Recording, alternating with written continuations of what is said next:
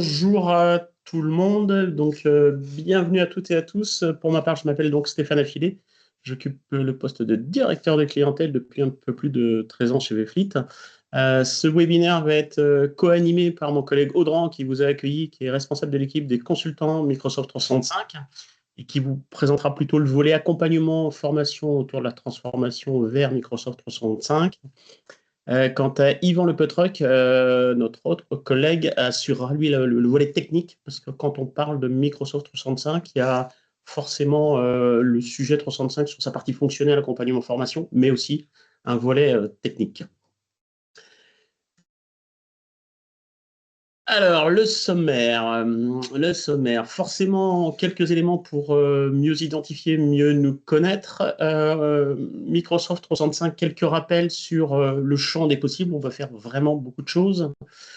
On reviendra forcément sur le socle technique. Un projet 365, comme je vous le disais, c'est aussi la technique comme un sujet des sauvegardes. C'est pas parce que vos données sont parties dans le cloud que du coup, faut pas trop se soucier des sauvegardes.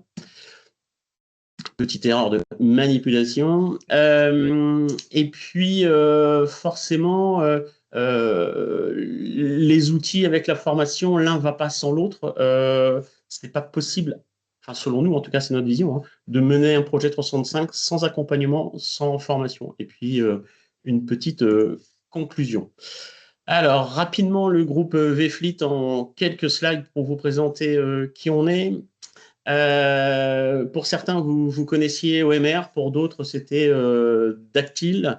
Depuis un petit peu plus d'un an, la marque Vfleet a pris son envol et un certain nombre de sociétés se sont regroupées, se sont retrouvées sous la bannière Vfleet. Alors, infogérance pour la partie informatique, Vfleet Sûreté pour le métier de la sûreté, Vfleet Gestion, forcément, vous l'aurez compris, pour la gestion, et puis la petite dernière qui n'est pas la dernière, mais Vfleet Télécom.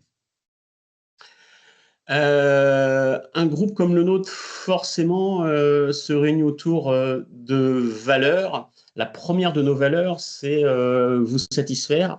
C'est le mieux qu'on puisse faire, bien évidemment. Le deuxième sujet, c'est l'expertise. Et à travers le webinaire de ce matin, je pense que vous aurez un aperçu du niveau de compétence de mes collègues. L'esprit d'équipe, pour nous, c'est essentiel pour assurer votre satisfaction. Si nous ne prenons pas de plaisir à travailler ensemble, eh bien, nous ne prenons pas de plaisir à vous satisfaire. Et puis, dans une moindre mesure, mais c'est quand même un petit plus, la proximité, forcément. Et donc, cette proximité, on est répartis sur, on va dire, la région centre jusqu'au très grande région ouest, hein, de Caen jusqu'à La Rochelle pour aller jusqu'à Brest et plus à l'est. Notre agence la plus loin, c'est Nevers, et on couvre Orléans et Bourges.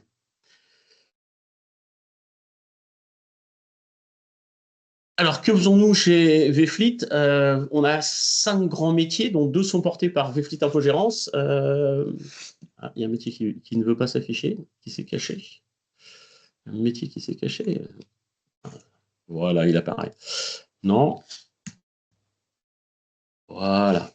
Donc, je vais commencer par la droite. Le métier par la sûreté est forcément porté par Vfleet Sûreté. On fait tout ce qui est contrôle d'accès, alarme anti-intrusion, vidéoprotection urbaine et vidéosurveillance pour toute la partie entreprise. Vfleet Gestion s'occupe de toutes les applications de gestion, principalement autour des produits Sedge, pas que, mais principalement autour des produits Sedge.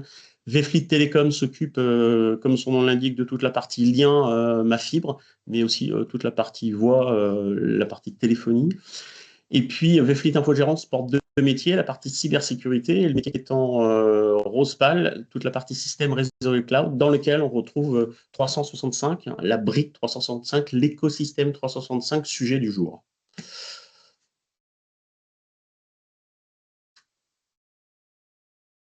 Ah, ça ne veut pas passer à la page suivante. Comment cela est-ce possible? Merci Audran. Un petit rappel sur la vision ou notre vision du sujet de Microsoft 365 chez Vfleet. Première chose qui nous semble importante, c'est la partie audit, analyse. Hein, c'est de bien comprendre comment vous travaillez, quels sont vos usages actuels, puisqu'on s'aperçoit à chaque fois qu'on réalise cette mission que vous utilisez sans forcément le savoir, hein, d'autres applications. Par exemple, c'est WhatsApp qui va être utilisé par vos collaborateurs, par les agents d'une collectivité pour faciliter tout simplement le travail en équipe. Il faut savoir que l'écosystème 365 est capable de répondre de manière plus sécurisée, hein, que WhatsApp. L'accompagnement, une fois qu'on a fait la partie audit analyse, bah, c'est comment on vous accompagne pour la mise en place, la partie production qui va donc justement en suivre. Et puis, dernière brique qu'il ne faut pas oublier, c'est la partie formation. Forcément, mettre en place, donc c'est tout le sujet de ce qui va vous être présenté maintenant, une migration vers 365, c'est bien une transformation. On va transformer les habitudes. Donc après, bah, c'est de voir avec vous comment, à quel rythme et comment fait-on pour vous accompagner. Voilà. Audran, je te redonne la main. Ça marche. Allez. Parfait, donc rebonjour à tous. On va rentrer dans le vif du sujet. On a appelé ça donc qui guide pour une transformation réussie. Moi, j'ai tendance à commencer effectivement mes webinaires en expliquant la thématique, hein, qui peut paraître simple, mais qui en réalité nécessite d'y consacrer un peu de temps et de réflexion. Parce que dans l'univers, on va dire, du système d'information, eh bien, s'il y a bien un écosystème qui a fait son trou, bah, c'est bien celui de Microsoft, hein, et qu'on le veuille ou non d'ailleurs. Et force est de constater que l'offre proposée, eh bien, elle couvre une très vaste gamme des besoins de vos organisations à tous les niveaux, hein, que ce soit la communication, le partage, la collaboration, le stockage, la sécurité, la structuration, etc. Donc c'est tout à fait normal qu'une très grande majorité des entreprises s'équipent de ces solutions Microsoft. Et souvent d'ailleurs, la bascule vers M365 eh ben, se fait au moment de migrer un serveur mail Exchange en local, par exemple, vers Exchange Online. Et à ce moment-là, on se pose la question de se dire bah, autant migrer à l'environnement M365 qui inclut Exchange. Et donc, c'est évidemment pas le seul scénario, mais Yvan notamment va en parler. Donc ici, pour ce webinaire, on part du principe que bah, votre choix, il est fait. Hein, vous souhaitez ou vous avez fait le choix de Microsoft 365. Moi, dans ma découverte client sur le sujet, il y a une question que j'aime bien, qui est la suivante. Votre choix de Microsoft 365 a-t-il été dicté par le contexte?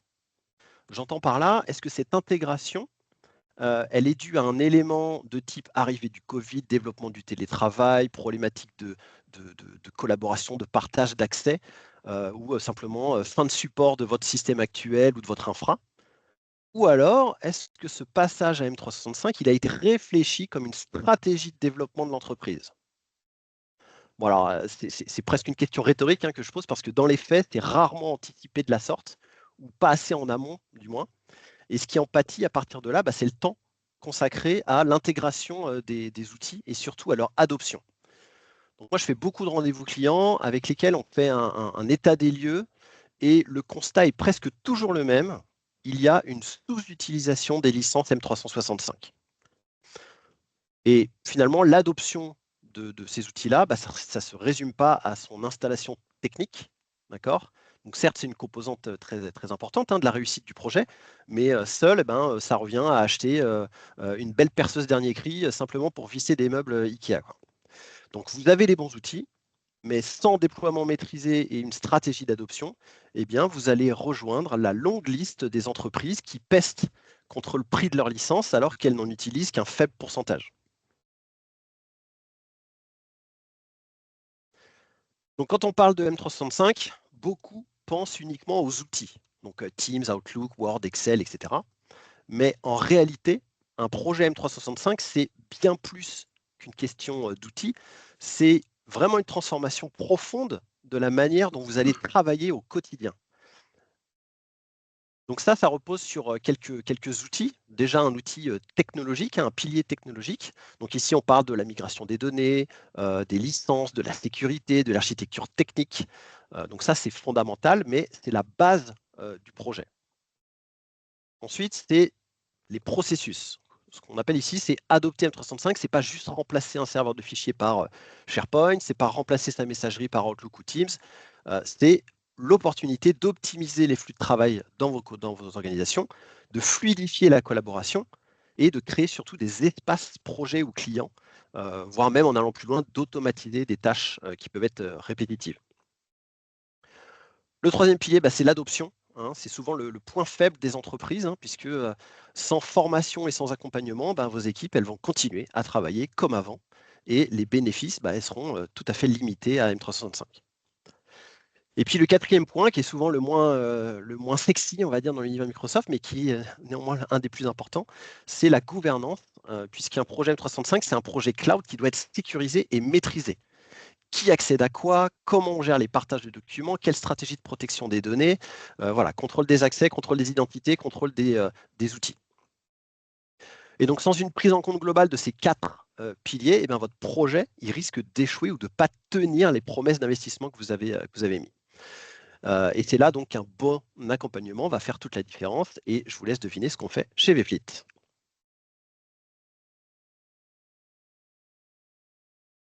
Donc passer à M365, c'est une belle promesse, d'accord? Plus de collaboration, plus de flexibilité, un environnement de travail moderne, très bien.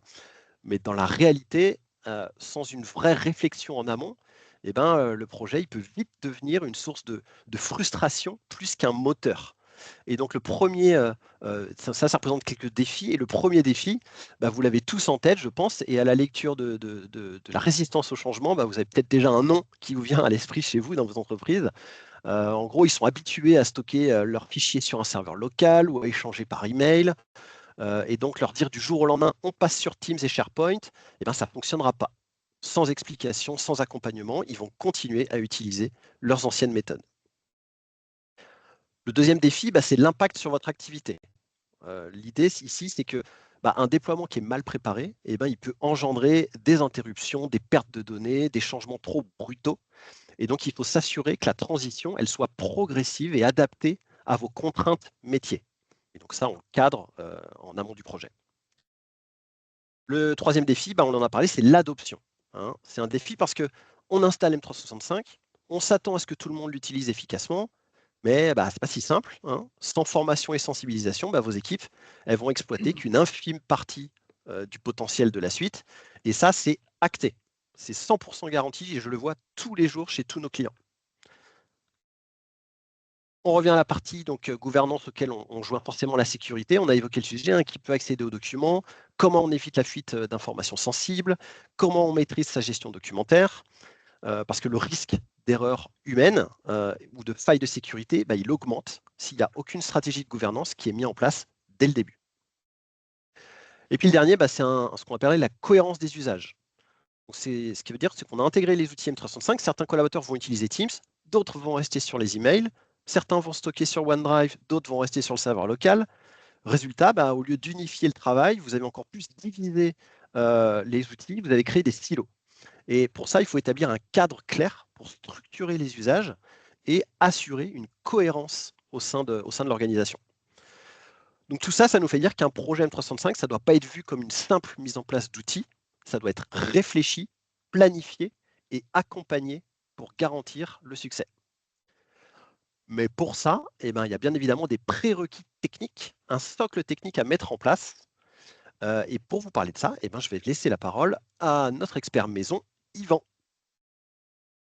Bonjour à tous. Donc, nous allons voir comment organiser votre réseau local avec le cloud Microsoft 365 pour que l'utilisation en fait, des services 365 soit le plus transparent et confortable pour les utilisateurs. Donc, l'infrastructure autour de Microsoft 365 pourrait être organisée de différentes façons. On va retrouver la configuration hybride et une configuration full 365. Alors, la configuration hybride, on va étendre le réseau local vers 365. On aura une partie des données stockées sur le réseau local et une autre partie dans le cloud 365. Des applications en mode SaaS, c'est-à-dire des applications hébergées en général chez les éditeurs directement, comme les logiciels de comptabilité ou de paye, pourront être aussi reliés à la nouvelle infrastructure.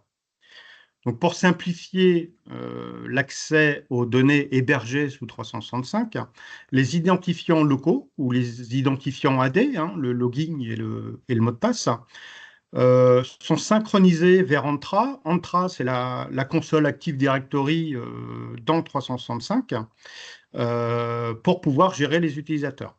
Donc, l'utilisateur, avec un seul identifiant, pourra accéder aux données locales, aux données 365 ou aux données en mode SaaS, même si les données sont hébergées sur des réseaux différents.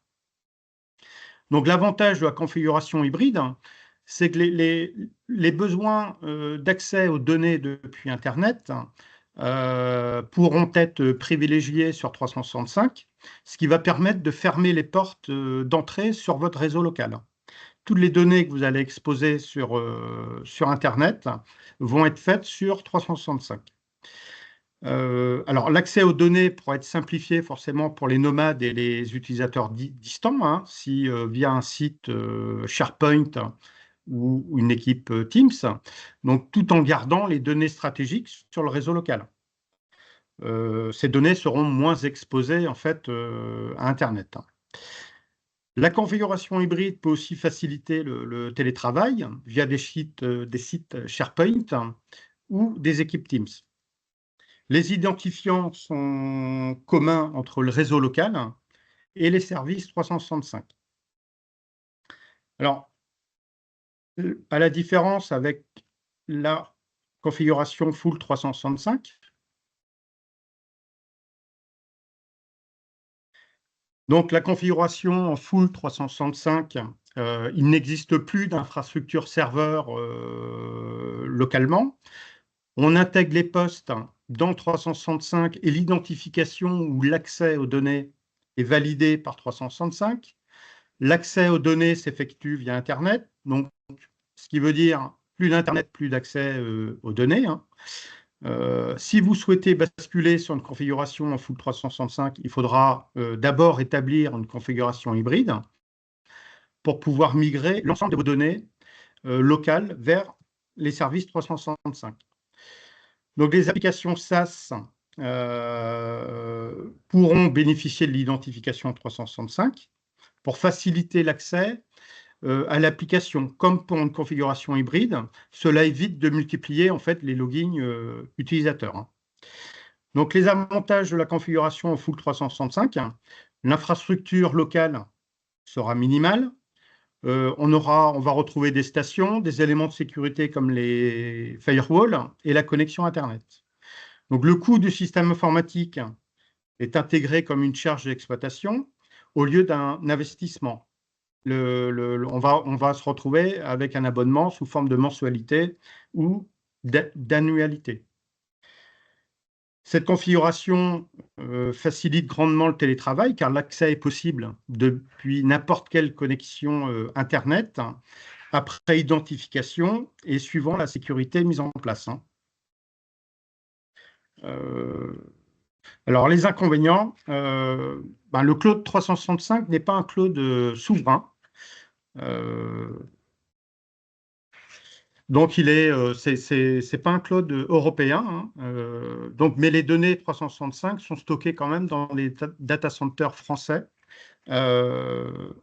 voire européens. Donc, la connexion Internet, les solutions 365 sont des services ou des applications dans le cloud Microsoft.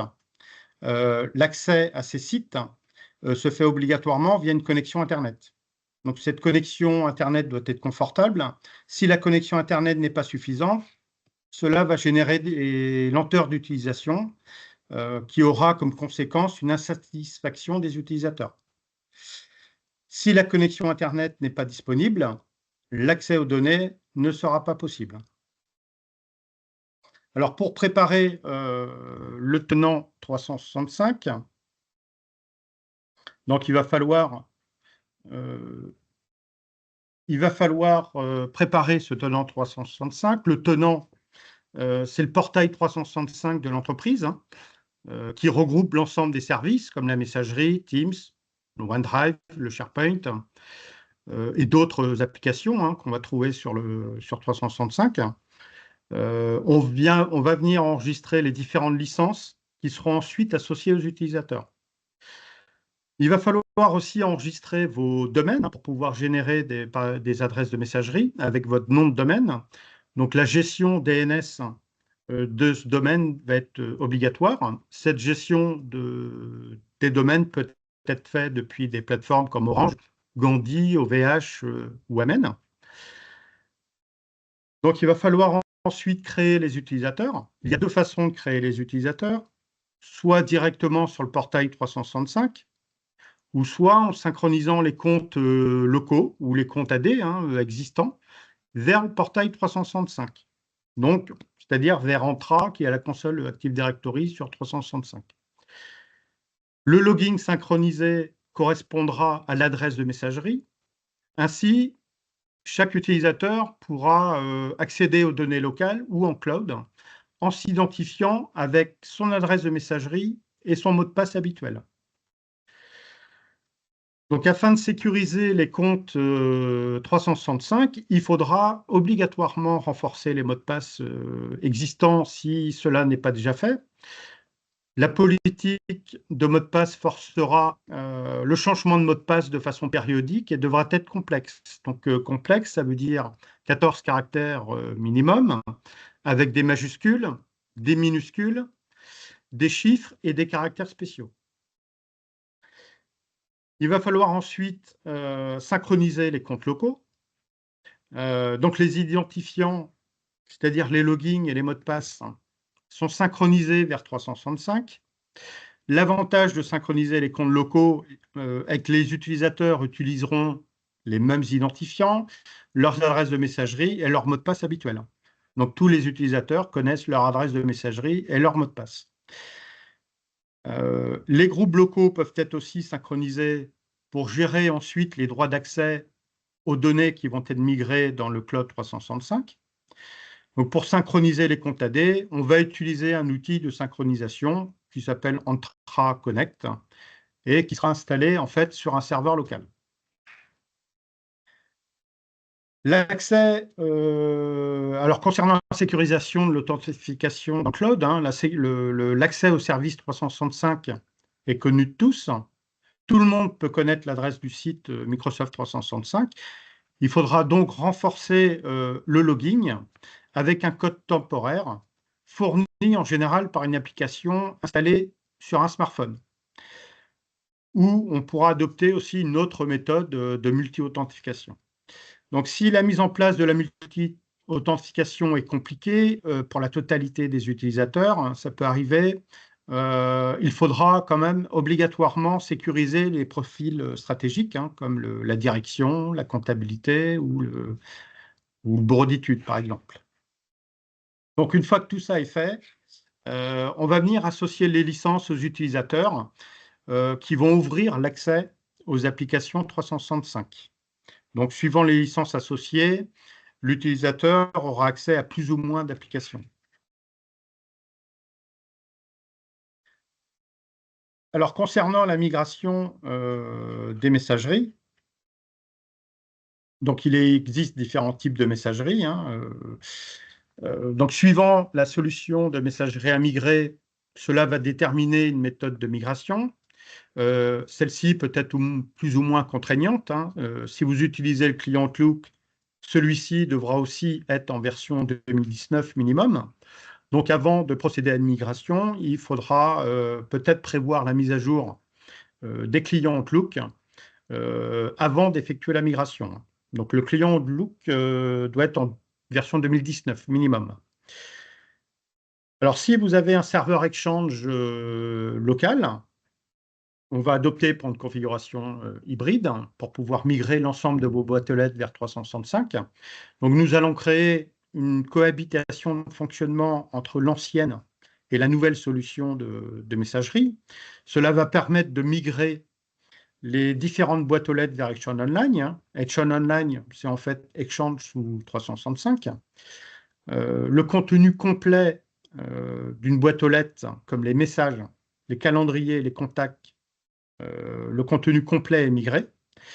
Ça va permettre également de migrer vers la nouvelle messagerie sur plusieurs mois sans interruption de service. Donc, c'est, je dirais, la solution qui va apporter le plus de souplesse possible. Si aujourd'hui vous avez une messagerie IMAP, alors une messagerie IMAP, c'est une messagerie qui est directement hébergée chez le fournisseur de messagerie. Donc une migration IMAP va consister à faire en sorte que 365 aspire l'historique des messages directement depuis les boîtes aux lettres hébergées chez le fournisseur. Donc cette migration se concentre seulement sur les messages. On ne pourra pas migrer de calendrier ni de contact. Donc une intervention ensuite sur les postes ou un déploiement de configuration sera ensuite à effectuer pour connecter les utilisateurs à leur nouvelle messagerie.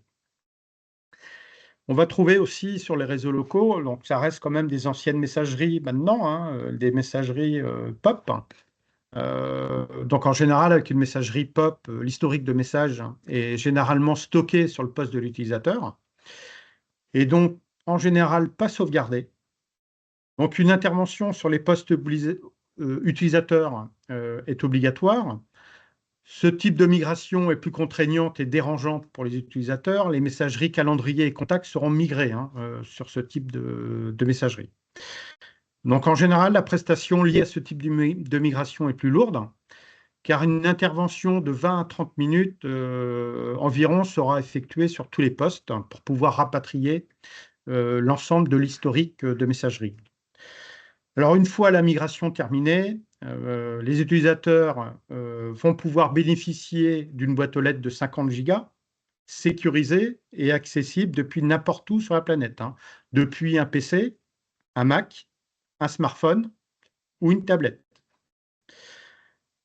La taille de la boîte aux lettres peut être étendue à 100 gigas, avec la possibilité d'une boîte aux lettres d'archives en plus de sa boîte aux lettres principale. Donc, suivant le type de migration, celle-ci aura plus ou moins d'impact sur le travail quotidien des utilisateurs. Il est donc préférable de planifier la migration sur les périodes creuses. Alors, pour quelques rappels, le Echelon Online, donc c'est Exchange dans le cloud Microsoft. Donc, pour rappel, les fonctionnalités dont vous pouvez bénéficier avec un système Exchange, ça va être la possibilité de partager son calendrier et consulter des calendriers de d'autres collaborateurs. Vous allez pouvoir partager des boîtes aux lettres. En cas d'absence, par exemple, de collaborateurs, vous allez pouvoir partager sa boîte aux lettres pour qu'elle soit consultée par un autre collaborateur. Vous allez pouvoir envoyer automatiquement des messages d'absence ou lorsqu'un interlocuteur ne fait plus partie de la société, vous pouvez envoyer automatiquement un message qui pourra avertir vos interlocuteurs. Vous allez pouvoir créer une boîte aux lettres commune accessible par plusieurs utilisateurs. Donc, c'est ce qu'on appelle les boîtes aux lettres partagées. Suivant les licences, vous allez pouvoir aussi archiver automatiquement vos anciens messages dans une deuxième boîte aux lettres. On va appeler ça la boîte aux lettres d'archives. Et vous allez pouvoir, avec un système Exchange, organiser aussi des réunions avec plusieurs collaborateurs, tout en réservant des salles de réunion ou du matériel, comme des voitures, par exemple, s'il y a besoin d'une voiture pour s'y rendre.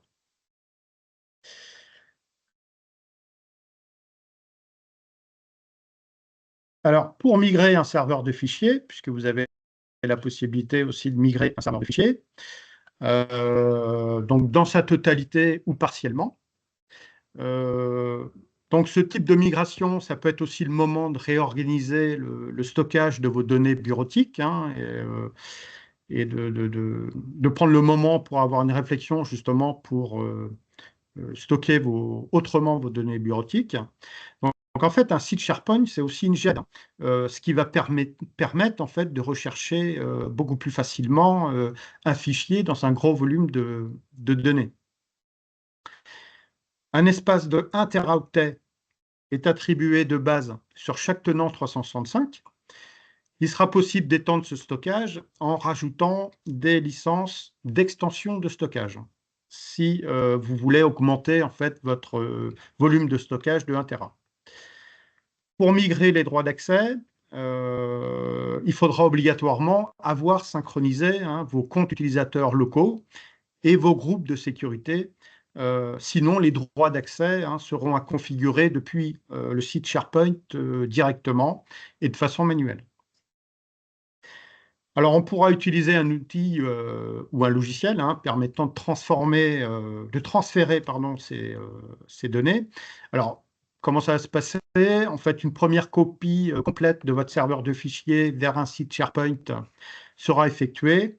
Et au dernier moment, on procédera à une copie différentielle avant la mise en production du site SharePoint.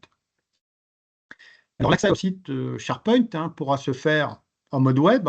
Dans tous les cas, les services 365 sont accessibles en mode web, donc ce qui n'est pas forcément confortable pour les utilisateurs.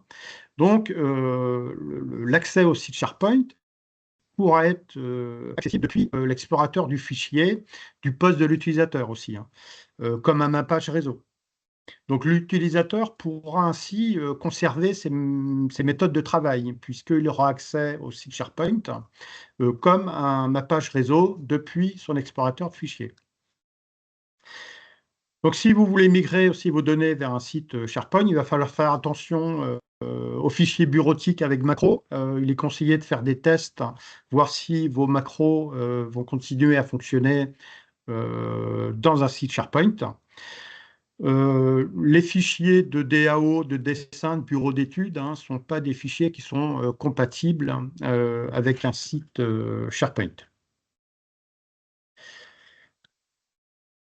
Alors voilà pour migrer un serveur de fichiers. Vous allez pouvoir aussi canaliser les accès aux données 365, puisque les 365 est un cloud public. Donc les données 365 sont accessibles depuis n'importe quelle connexion après identification. Donc on va pouvoir canaliser l'accès aux données 365. Par exemple, nous ne souhaitons pas que les utilisateurs puissent accéder aux données d'entreprise depuis leur domicile. Donc l'accès aux données sera possible seulement depuis le bureau. Il est possible aussi de configurer l'accès aux données ou aux applications seulement depuis un poste fourni par l'entreprise. On peut demander systématiquement le code MFA si l'utilisateur se connecte hors des bureaux d'entreprise. Si l'utilisateur se connecte depuis les bureaux, la multi-authentification ne sera pas demandée. On évitera d'embêter en fait l'utilisateur avec un code MFA quand au sein de l'entreprise. Alors, certaines applications aussi pourront être aussi utilisées depuis les bureaux et interdites depuis l'extérieur de l'entreprise. Je ne sais pas, ça peut être un logiciel de comptabilité, par exemple, qui pourra être accessible que depuis les bureaux, qui ne sera pas forcément accessible en télétravail, par exemple. Et on pourra aussi également demander à l'utilisateur de valider une charte informatique avant l'accès aux données. Donc, en résumé, on pourra canaliser l'accès aux données suivant le type d'utilisateur, suivant les applications utilisées, suivant le matériel utilisé ou suivant les lieux géographiques. Alors, on va trouver aussi une fonctionnalité qui est quand même plutôt intéressante. Donc, c'est la partie Intune. En fait, c'est un service que vous allez trouver dans vos licences Business Premium. Donc, c'est une solution qui parlera peut-être davantage aux informaticiens. Donc, sous une licence Business Premium, il va être possible maintenant de bénéficier d'une console qui va permettre de gérer les différents périphériques utilisateurs, les PC, les Mac, les iPhones ou les Android. Donc, il y a quelques années, ce type de solution était plutôt destiné à des grandes entreprises, car ces solutions étaient en général très, très onéreuses. Donc, une PME, grâce à Intune, peut maintenant bénéficier de ce type de solution qui va permettre de gérer à distance tous vos périphériques utilisateurs. Donc, ça va permettre d'inventorier les postes et ses utilisateurs. Ça va permettre de superviser vos stations, si Windows est à jour, si les stations sont équipées d'antivirus, si le firewall est activé sur les stations. Ça va permettre aussi de déployer des configurations sur les postes utilisateurs. ou de déployer des applications à distance, hein, directement sur des smartphones, des PC ou des Mac. Hein. Donc tout cela va permettre en fait d'améliorer la sécurité de vos postes utilisateurs ou de vos périphériques utilisateurs. Donc on va pouvoir aussi avec Intune gérer une flotte smartphone, hein, soit sous iPhone, soit sous Android. Et différents niveaux de restriction pourront être définis sur les smartphones. Si ce sont des smartphones, on fera la différence entre les smartphones personnels ou les smartphones fournis par les entreprises. Alors, concernant les sauvegardes hein, sous 365, donc il est clair que Microsoft donc vous confie la responsabilité de vos données et dit que l'entreprise est responsable hein, de ces données. Donc, il est fortement, voire obligatoire même, de sauvegarder les données 365 hors cloud Microsoft. Donc, les données de messagerie des équipes Teams, des espaces OneDrive, du stockage personnel, hein, des sites SharePoint seront sauvegardés. Hein. Et nous proposons en fait des solutions de sauvegarde soit vers notre cloud ou soit vers le réseau local de votre entreprise.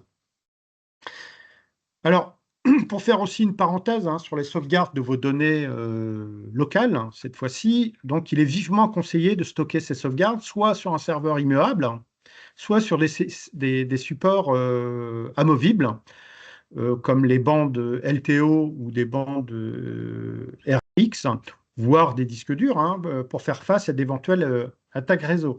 Une sauvegarde des données sur un NAS connecté à un réseau local n'est pas suffisante pour assurer une sécurité maximale des données. Hein. Vous devez doubler cette sécurité en adoptant soit un serveur immuable, soit des supports amovibles. Donc voilà pour cette partie technique. Hein. Pour résumer, les services 365 s'intègrent très bien dans un réseau local sans perturber en fait vos méthodes de travail. La cohabitation entre votre réseau local et 365 va apporter des solutions, des fonctionnalités supplémentaires hein, et une meilleure sécurité, ce qui va vous permettre de gérer plus facilement votre réseau local. Donc je laisse maintenant la main à Audran pour la suite de la présentation.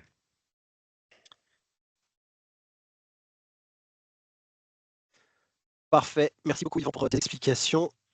Donc, on sait tous ce que l'on doit checker maintenant afin que l'écosystème M365 soit bien configuré, installé, sauvegardé. Hein. Tout ça, c'est très important. Et comme on l'a dit, c'est un prérequis au déploiement derrière des solutions et à l'utilisation des outils derrière au sein de vos entreprises. Donc, ces fondations hein, qui sont présentées par Yvan, elles sont indispensables, mais un environnement bien configuré, bah, ça ne sert à rien si derrière les outils ne sont pas utilisés. S'ils ne sont pas utilisés de manière efficace et pas de manière cohérente.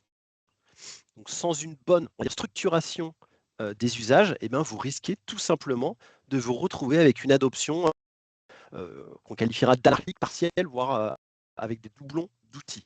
Et donc, l'enjeu désormais, c'est de déployer les bons outils pour les bons usages et de la bonne façon. Ce n'est pas à vous de vous adapter aux outils Microsoft, c'est eux qui vont s'adapter à vous et ça, on le travaille dans le cadre du cadrage. Donc ça, c'est crucial parce que je suis certain que vous êtes toutes et tous ici victimes de ce qu'on appelle le Shadow IT. Donc le Shadow IT, c'est l'utilisation des ressources informatiques matérielles ou logicielles sur un réseau d'entreprise sans l'approbation, la connaissance ou la supervision du service informatique. Et ça, vous en avez tous.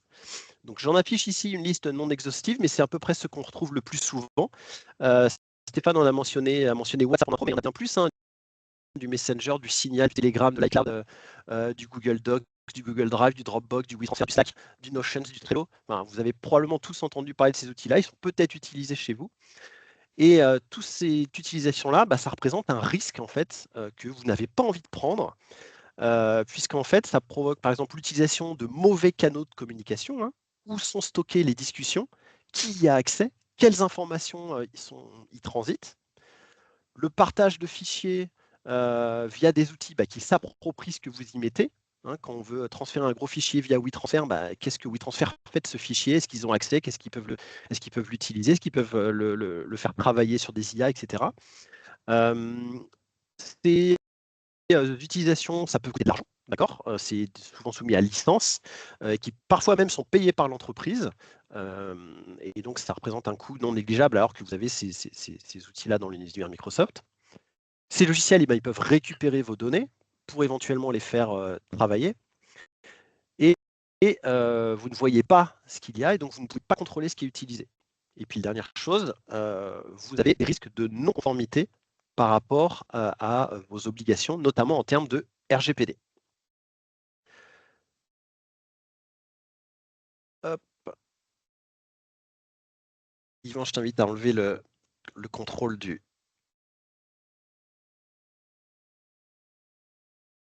Hop.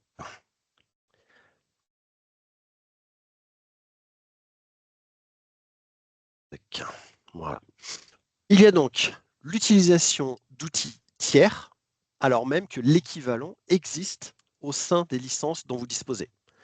Encore faut-il que vous le sachiez et que ces outils vous aient été présentés et mis à disposition. Donc, on constate régulièrement ce que j'appelle parfois de l'excès de zèle de la part du service informatique, en mode ah non, nous on bloque tout, on ne veut pas que les utilisateurs fassent n'importe quoi avec les outils. La différence ici avec les outils M365, c'est qu'ils feront n'importe quoi dans un espace qui est structuré, sécurisé et maîtrisé par l'entreprise. Donner accès à un outil de création de formulaires, de prise de rendez-vous, de gestion de tâches, de planning, de création d'équipes, de bloc-notes, c'est pas faire n'importe quoi. C'est permettre à vos collaborateurs de faire preuve d'initiative contrôlée. Donc là, vous le voyez sur ces deux images, dans les licences M365, il y a beaucoup d'outils. Alors qu'on soit clair, il y a un top 5 en général qui se dessine. C'est celui-ci, Outlook, OneDrive, Teams, SharePoint et on va dire le groupe Office, Word, Excel, PowerPoint. J'aurais pu mettre OneNote dessus aussi. Et donc le but de ce webinaire, c'est pas de vous présenter les outils individuellement, on est forcément obligé de les mentionner. Pour ça, on a un webinaire qui a déjà été dédié, qui est disponible sur notre page YouTube. Vous pourrez le consulter si vous voulez. Donc on va commencer sur la partie communication. Pendant longtemps, cette communication interne, elle reposait sur un outil unique, le mail, qui était utilisé pour tout. Une demande rapide, une annonce importante, un échange formel. Et le résultat, c'est une boîte mail qui est surchargée, des informations qui sont perdues et une réactivité qui est limitée. Avec M365, on passe d'une communication unique à une communication adaptée aux besoins avec, on va dire, 3 grandes catégories. La première catégorie, c'est l'échange direct et instantané. Donc ça, en entreprise, il y a un nombre très important de mails qui pourraient n'être qu'un simple message instantané. Où est le dossier machin? C'est quoi la date de la réunion? Est-ce que tu as pu checker tel client? Tu manges où ce midi? Enfin, voilà, autant de messages qui créent ce qu'on va appeler de l'infobésité et du stress, parce que l'utilisateur, il voit sa boîte mail grossir pour rien. Donc la solution ici, vous l'avez compris, c'est Teams, mais Teams de la bonne façon, d'accord? Mon message, est-ce qu'il concerne une ou plusieurs personnes? Est-ce qu'il concerne un client, un service ou un projet particulier? En fonction de ces réponses-là, je vais créer soit une conversation directe dans le chat, soit un message de groupe, soit une publication dans une équipe ou un canal Teams en utilisant ce qu'on appelle les mentions, donc le arrobase, le nom de la personne ou le nom du groupe, pour qu'il reçoive une notification. Donc on va me dire oui, les gens peuvent être dans les mêmes locaux, voire même dans la même pièce, et donc aller se parler directement. Ça, je l'entends. Mais comment vous allez savoir que vous ne dérangez pas cette personne-là? En moyenne, il faut 15 minutes à quelqu'un qui a été dérangé pour se remettre en travail profond. Et donc, ce n'est pas pour rien que les open space, ils ont leurs limites et que tous ceux qui y travaillent portent un casque en permanence sur les oreilles pour s'isoler. Donc, dans Teams, on va s'appuyer notamment sur les pastilles de disponibilité pour indiquer la nôtre. Et dans l'idéal, il faudrait respecter cette disponibilité. Donc, la pastille rouge, j'appelle pas, j'envoie un message. Pastille verte, pas de problème. Vous avez les autres, je les ai affichés ici. Ensuite, on va parler de la communication à l'échelle de l'entreprise.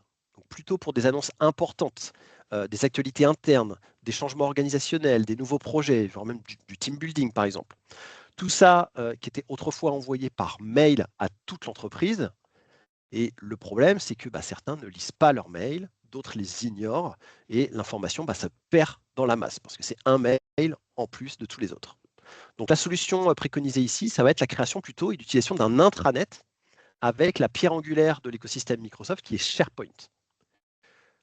Dessus, vous allez pouvoir centraliser les communications et même les diffuser par audience si vous le souhaitez, c'est-à-dire cibler les communications à tel ou tel groupe de collaborateurs.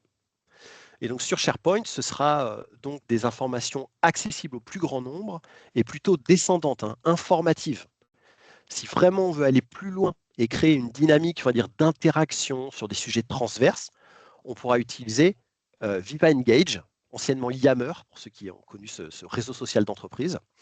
Mais déjà, si on commence à parler de ces outils-là, on sera sur un niveau bien avancé d'utilisation. Donc on va commencer d'abord par SharePoint, par la base, et ensuite on ira chercher d'autres outils. J'ai aussi rajouté le logo Teams ici parce que la publication d'une info sur l'intranet, elle nécessite que les gens aillent sur l'intranet pour la voir et la lire. Alors pour ça, en général, on met l'intranet en page d'accueil par défaut des navigateurs Internet, de préférence Microsoft Edge d'ailleurs, parce qu'il est connecté à votre compte M365. Mais l'idéal, c'est aussi que cette news elle soit accessible via un outil qui est constamment allumé sur le PC des collaborateurs dans Teams. Et donc là, via une simple automatisation, on peut faire en sorte que dès qu'une news est postée sur l'intranet, les collaborateurs ils reçoivent une notification dans Teams, dans la partie activité tout en haut à gauche de votre Teams. Et comme ça, ils ont l'information et ils voient la news dans l'environnement Teams. Ils n'ont pas besoin d'aller dans le navigateur. C'est aussi possible, quand on poste une news sur SharePoint, d'envoyer un mail dans Outlook pour annoncer. Mais bon, ça rajoute juste un mail de plus. Donc c'est ce qu'on veut éviter au départ, on ne va pas le faire. Et on termine par la partie échange formel et structuré avec le toujours très utile Outlook. Quand les échanges nécessitent du formalisme, une demande officielle, un suivi de dossier, une conversation externe avec un client ou un partenaire, Outlook, ça reste quand même l'outil de référence. Vous avez besoin de maintenir une trace écrite officielle d'une décision, d'un engagement, c'est toujours le bon outil. Donc le but, il n'est pas de supprimer l'email, mais de lui redonner un cadre adapté à certains échanges types et à soulager le quotidien en discutant vers les bons outils. Donc l'enjeu principal ici, c'est de sortir du réflexe tout par email et d'adapter les bons outils selon le contexte. Un échange rapide, Teams, une annonce d'entreprise, SharePoint, un message formel, Outlook. En structurant la communication ainsi, vous allez gagner en efficacité, vous allez réduire le stress lié aux boîtes mail qui sont surchargées et vous allez améliorer l'accessibilité à l'information. Donc on sait bien communiquer, c'est bon, et on a déjà pris en main certains outils qu'on a cités. Et bonne nouvelle, on va pouvoir continuer d'utiliser ces mêmes outils pour développer un autre aspect, la collaboration. Donc aujourd'hui, quand on évoque la collaboration en entreprise, on parle de quoi?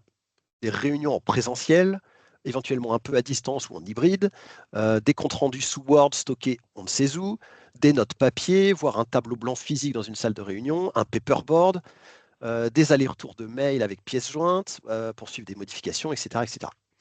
Donc ici aussi, M365 fournit tout ce dont vous avez besoin. Donc pour l'instantané, vous l'avez compris, votre meilleur ami, c'est Teams. D'accord ? On imagine par exemple qu'on travaille sur un dossier en équipe. Avant, pour discuter des modifications, on échangeait une dizaine de mails aller-retour, une personne oubliait de répondre à tout le monde, un autre modifiait une ancienne version de document, etc., etc. Avec Teams, au moins, tout se passe en un seul endroit. On discute en temps réel sans polluer les boîtes mail. On s'appelle en audio-vidéo, on partage son écran pour avancer rapidement. On fait même du partage et de la coédition en temps réel directement dans les conversations. Donc, pour du travail au sein d'une équipe, d'un service, d'un pôle, un projet ou même un client, vous n'avez plus besoin de multiplier les outils, tout est au même endroit avec Teams. Un autre problème courant, c'est la gestion de fichiers. Avant, un document était envoyé par email, modifié par plusieurs personnes, et on se retrouvait avec des versions nommées version finale V2, V3, définitive, OK, voilà. Résultat, confusion, perte d'efficacité et perte de temps à la recherche. Donc avec OneDrive et SharePoint, eh bien, on arrête d'envoyer des fichiers par email. Il suffit de partager un lien d'accès à un document unique.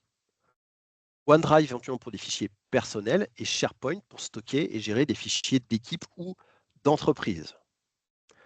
Alors là, je suis obligé de faire une mini digression puisque je viens de préciser SharePoint pour partager des fichiers d'équipe, tout simplement parce que dans Teams, quand vous stockez et partagez des documents dans l'onglet fichiers, et ben en fait, ceux-ci sont bien stockés quelque part, et ce quelque part, c'est en fait SharePoint. Hein. Simplement, dans Teams, c'est transparent pour l'utilisateur, donc il ne le sait pas. Mais la base technique, c'est SharePoint derrière. Et tout ça, ça permet donc de faire de la coédition en temps réel. Plusieurs personnes modifient le même document en temps réel, sans doublon, et on a un historique de version qu'on peut très facilement restaurer. Et puis pour la collaboration, ce qu'on va vouloir développer aussi, c'est la gestion de tâches et le travail en équipe. Donc, au-delà des fichiers et de la communication, la collaboration, c'est aussi l'organisation des tâches et des projets. Et donc, avant, les équipes utilisaient des tableaux Excel, des to-do list, papier ou des emails pour suivre l'avancement des projets. Et bien maintenant, avec M365, la gestion des tâches et des projets, elle est plus fluide grâce à des outils comme Planner, par exemple, dans lequel vous allez pouvoir créer un tableau Kanban pour assigner des tâches, suivre l'avancement, faire une roadmap, To-Do pour gérer des tâches individuelles. Quand quelqu'un vous attribue une tâche dans Planner, vous la retrouvez dans votre To-Do. C'est aussi intégré à Outlook. Quand vous créez des tâches dans Outlook, vous la retrouvez dans votre To-Do. Et comme ça, vous savez exactement où retrouver tout ce que vous avez à faire dans votre journée.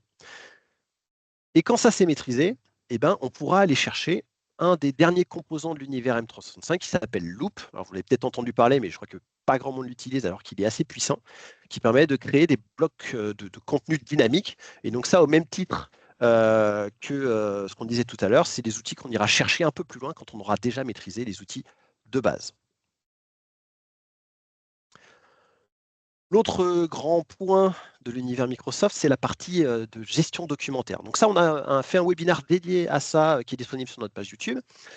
Donc là, un projet M365, c'est aussi le début de votre migration vers le cloud pour votre gestion documentaire. Pourquoi? Parce qu'à partir du moment où vous allez rendre les outils Microsoft accessibles, et surtout à partir du moment où les premiers échanges de documents via ces outils vont avoir lieu, notamment via Teams, eh ben, ces documents ne seront plus sur un serveur local, mais dans l'environnement Microsoft. Et donc là, il va falloir réfléchir à la façon d'où ils sont gérés et où ils sont stockés. C'est pour ça que j'ai repris une slide que j'ai utilisée dans le webinaire précédent. Donc une petite analogie ici entre un serveur de fichiers on-prem, donc en local, et les outils cloud. Donc petit schéma ici avec tout d'abord un serveur local. Donc ici on a la racine du serveur où tout le monde a accès globalement. Et on peut commencer à naviguer dans les dossiers avec en général les documents accessibles à tous. Et donc on a un niveau entreprise et son équivalent dans l'environnement Microsoft, eh bien c'est SharePoint. Sur ce serveur local, vous avez probablement ensuite des dossiers par service, par département, par pôle, peu importe. Et ces espaces ont un accès restreint aux personnes de ces services. Et donc on est là à un niveau d'équipe et l'équivalent chez Microsoft, c'est Teams. Et puis le dernier niveau, vous avez peut-être créé des espaces uniques pour les individus où ils peuvent stocker leurs documents. Et l'équivalent dans l'environnement Microsoft, donc l'équivalent au niveau personnel, c'est OneDrive. Et vous voyez qu'ils sont tous imbriqués à droite là, les uns dans les autres, tout simplement parce que l'architecture de base, la structure de base, c'est SharePoint. Sauf que sur SharePoint, on a créé deux autres espaces, un espace d'équipe Teams et un espace personnel OneDrive. J'espère que ça, c'est limpide dans votre esprit parce que pour structurer les espaces derrière, eh ben, on va se servir de ces outils-là et de cette interopérabilité. Ensuite, quand on parle d'un projet M365, ce qui va faire la différence entre la simple utilisation des outils et la vraie utilisation de l'univers Microsoft, c'est donc la meilleure façon de communiquer, la meilleure façon de collaborer, la meilleure façon de gérer ces documents. On a utilisé donc trois outils principaux, Teams, OneDrive, SharePoint. Je pourrais rajouter un peu Outlook aussi. Et la force de M365, ça ne réside pas uniquement sur la disponibilité de ces outils, mais bien sur un terme que j'ai employé juste avant un peu vite, qui est leur interopérabilité. Le fait donc de s'imbriquer les uns dans les autres pour créer de véritables espaces dédiés à vos besoins. Donc fini d'aller chercher les infos à droite et à gauche. Avec M365, on va créer des espaces à la demande. Par service ou par pôle, donc un espace dédié à chaque service, RH, finance, IT, commerce, peu importe, avec ses propres ressources, ses propres documents, ses propres discussions, ses propres outils, éventuellement par projet, d'accord, avec un espace unique pour centraliser les documents, les tâches et échanges liés à un projet spécifique, ou voire même un espace dédié à un client ou un partenaire, donc un espace partagé même avec les clients. On peut intégrer des personnes externes dans des équipes Teams, par exemple, pour fluidifier donc, la collaboration sans multiplier les allers-retours par email. Donc, au sein de ces espaces, on va y mettre les outils et accès dont on a besoin. Quels accès à quels documents? Aux conversations, aux outils comme Planner, comme Booking, comme Forms, etc. Au suivi des tâches, aux notes, au calendrier, au site, etc., etc. Donc, il s'agit ici de donner aux équipes un cadre structuré et cohérent. Et donc, les bénéfices liés à tout ça, c'est des bénéfices qui sont très concrets. C'est un accès rapide à l'information. Plus besoin de chercher dans plusieurs outils ou de demander par email. Vous retrouvez tout au même endroit, relatif à un service, à un client ou à un projet.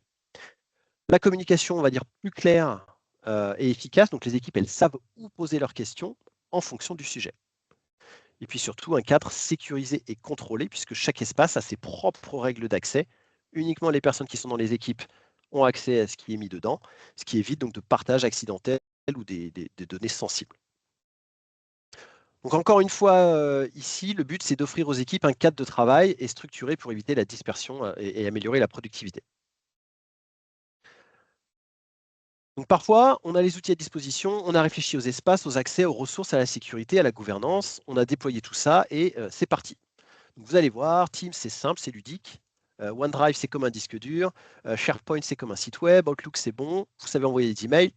Paf, parfait. Donc ça, c'est un peu le discours qui est ressorti pendant le Covid, où énormément d'entreprises se sont équipées à la hâte des outils et qu'il fallait continuer de travailler comme avant, mais avec des nouveaux outils.